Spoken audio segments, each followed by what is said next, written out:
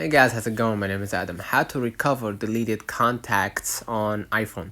So first of all, go ahead right here and says using the browser on your iPhone or another device, go to iCloud.com and then sign in to your iCloud account with your Apple ID and password, and then scroll at the bottom of the screen and tap on or click data recovery. Scroll down and then tap or click restore contacts. If you want to see a demonstration on how it's done, you're gonna be able right here to see your Apple ID, and you're gonna be able to see the iCloud. And the iCloud is very important feature to have on your iOS or on your iPhone, because it allows you to save all of the contacts and information that's necessary to you, basically. So God forbid if something happens, you lost your phone or you lost the data or something like that, basically you're gonna be able to recover by simply adding your Apple ID and password or passcode.